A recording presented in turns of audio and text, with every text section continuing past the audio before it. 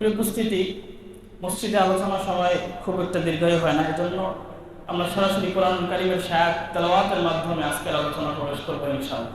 সবাই আমার সবাই বলেন আউযু বিল্লাহি মিনাশ শাইতানির রাজীম। বিসমিল্লাহির রাহমানির রাহিম।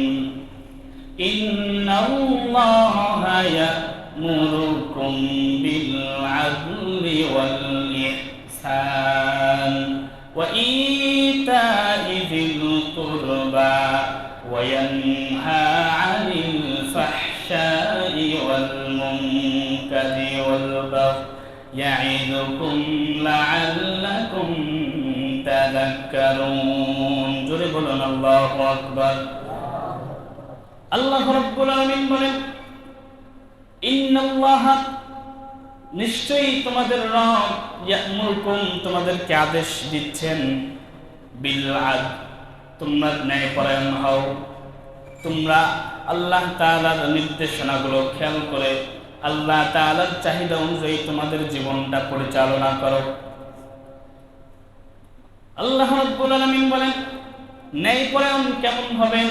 মুফাসসিরিনে কিরাম এই আদল শব্দের অর্থের ব্যাখ্যা করতে গিয়ে বলেছেন, আদল শব্দের অর্থ হচ্ছে মানুষের হক পৌঁছে দেয়া, হকদারের হক পরিপূর্ণভাবে পালন করা, ন্যায়পরায়ণ হওয়া।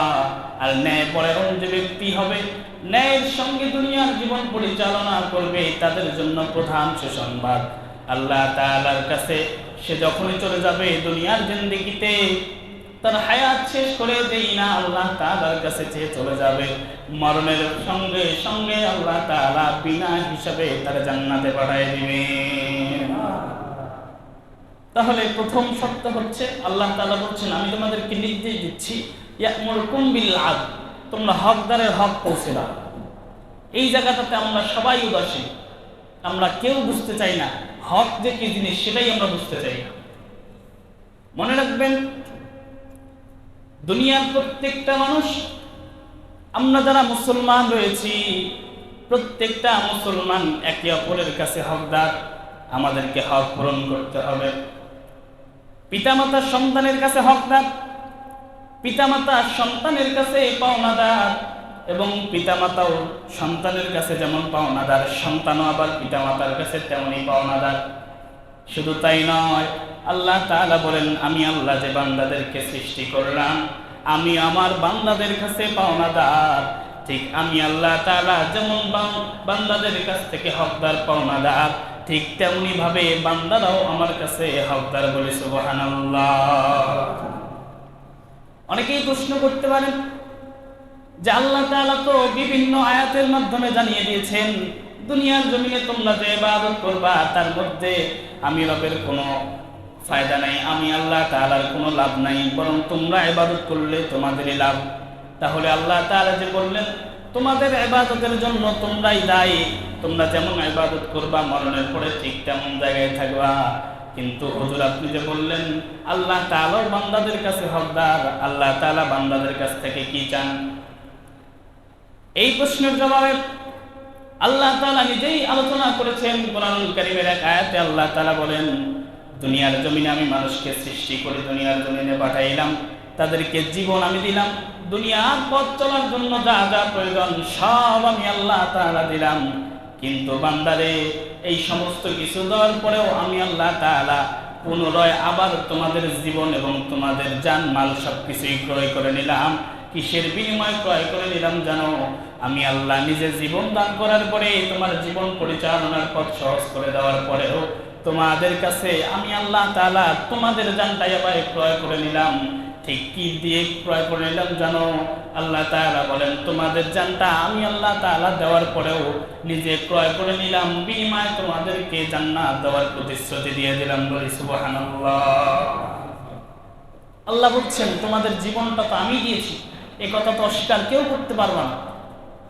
কিন্তু তোমাদের জীবন দেওয়ার পরেও জীবনের মালিকানা তোমাকে দিলাম, সেই মালিকানার থেকে আমি আল্লাহ তাআলা আবার তোমার জীবনটা ক্রয় করে নিলাম। কিসের জন্য?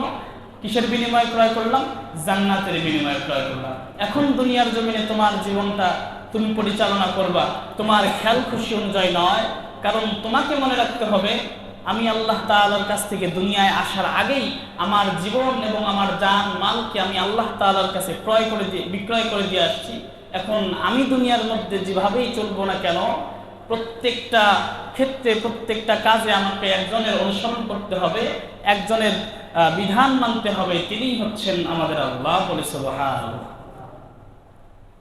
সম্মানিত উপস্থিতি, যে কথা বলতেছিলাম, আল্লাহ তাআলা বান্দাদের কাছে হকদার, তার মানে এই নয় আল্লাহ তাআলার কাছে আল্লাহ তাআলা আমাদের কাছ থেকে আমাদের ধন সম্পদ চাই, ধন সম্পদের হকদার। আল্লাহ তাআলা বলেন, ওয়ামা খালাকতুল জিন্না ওয়াল ইনসা ইল্লা লিয়াবুদুন।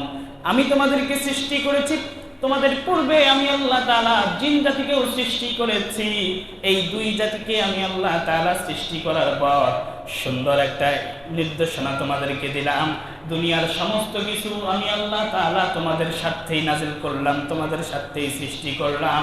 বিনিময় আমি আল্লাহ তাআলা তোমাদেরকেও সৃষ্টি করার যে একটা কারণ দিয়া পাঠাইলাম, সেই কারণটা হচ্ছে ইল্লা লিয়াবুদুন, তোমরা দুনিয়ার জন্য গিয়ে আমি আল্লাহ তাআলার গোলামি মেনে নিবা। বলি সুবহানাল্লাহ। তাহলে দুনিয়ার জমিনে একমাত্র গোলামি যদি করতে হয়, সেটা করতে হবে আল্লাহ তাআলা।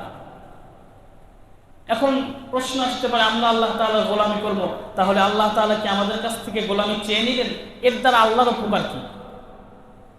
এই প্রশ্নের জবাবে হাদিসে কুদসির মধ্যে এসেছে, নবী করিম সাল্লাল্লাহু আলাইহি ওয়াসাল্লাম বলেন, আমাকে আল্লাহ তাআলা সরাসরি জানিয়ে দিয়েছেন, পৃথিবীর মানুষ, তোমরা যদি দুনিয়ার জমিনের সবচেয়ে শ্রেষ্ঠ ভদ্র মানুষ হয়ে যাও, তোমরা যদি দুনিয়ার জমিনের সবচেয়ে শ্রেষ্ঠ পরহেজগার ব্যক্তি হয়ে যাও, ইবাদত করতে করতে দুনিয়ার খেয়াল খুশি যদি সবই ভুলে যাও, তবুও তোমার কিয়ামত পর্যন্ত যদি তুমি ইবাদত করো, কোন দিনের ইবাদত দিয়ে আল্লাহ তাআলার বিন্দু মাত্র উপকার তোমরা করতে পারবা না।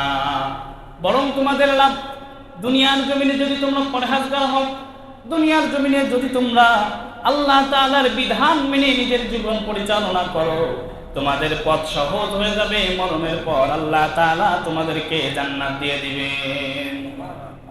তাহলে আল্লাহ তাআলা বান্দার কাছে হকদার, তার মানে এই নয় যে বান্দার কাছ থেকে আল্লাহ তাআলা বিভিন্ন সময়ে বিভিন্ন জিনিস চেয়ে নিচ্ছেন, এমনটা নয়। বরং বান্দা আল্লাহ তাআলার কাছে হকদার মানে হচ্ছে, বান্দার কাজ হচ্ছে আমরা আমাদের সাধ্যমতো আমল করে আল্লাহ তাআলার কাছে দিব, আল্লাহ তাআলা সেটা কবুল করে আমাদেরকে এই মরণের পর জান্নাত দিয়ে দিবেন। বলে সুবহানাল্লাহ। এবার আসেন, এতক্ষণ আল্লাহ তাআলা বান্দার কাছ থেকে নিলেন, এবার বান্দার যে হক আল্লাহ তাআলার উপরে আছে, আল্লাহ তাআলা এই বিষয়ে কোরআনুল কারীমের মধ্যে স্পষ্ট বক্তব্য দিয়েছেন। আল্লাহ রাব্বুল আলামিন বলেন, দুনিয়ার জমিনে যে বান্দারা আমার জীবন, আমার দেওয়া বিধান মেনে নিজের জীবনটা পরিচালনা করবে, আর বান্দাদের যে হক আমি আল্লাহ তাআলার উপরে আছে, সেটা হচ্ছে মরণের পরে জান্নাত। বান্দাদের যে হক আমার উপরে আছে, সেটা হচ্ছে মরণের পরে জান্নাত। আল্লাহ তাআলা বলেন, মরণের পর জান্নাত যে বান্দারা চায়, আমি আল্লাহ তাআলা ওই এক কথাই আবার জানিয়ে দিলাম, যদি কোনো বান্দা দুনিয়ার জমিনে আমার বিধান অনুযায়ী নিজের জীবন পরিচালনা করে, সমাজের প্রত্যেকটা ক্ষেত্রেই আমি আল্লাহ তাআলার বিধানকে মেনে নেয়, ওই বান্দাদের জন্য প্রধান সুখবর হচ্ছে, তারা যখনই ইন্তিকাল করে তাদের স্বজনরা যখনই কবরের মধ্যে দিয়ে যাবে, আমি আমার ফেরেশতাদেরকে আগে ভাগেই জানিয়ে দিয়ে রাখবো, ওটা আমার কাছের বান্দা। অতএব তার কোনো হিসাব নিকাশ নাই, যেই মাত্র তারা কবরস্থ করে তাদের বাসায় চলে যাবে, তাদের আপন আপন জায়গায় চলে যাবে, ঠিক তখনই আমি আল্লাহ তাআলার নির্দেশ হচ্ছে ওই বান্দাটাকে নিয়ে জান্নাতের উচ্চ মাকাম জান্নাতুল ফেরদাউস নসিব করে দেয়া। বলে সুবহানাল্লাহ। তাহলে আল্লাহ তাআলা বান্দার উপরে হকদার, বান্দাও আল্লাহ তাআলার উপরে হকদার। আর আল্লাহ তাআলা বলছেন, আল্লাহ তাআলা কোরআনের এক জায়গায় বলছেন, ওয়াদাল্লাহিল হক, নিশ্চয়ই আল্লাহ তাআলার ওয়াদা সত্যি, এবং আল্লাহ তাআলা যে ওয়াদা দিয়েছেন তিনি পরিপূর্ণভাবে সে ওয়াদা রক্ষা করবেন এবং করেছেন।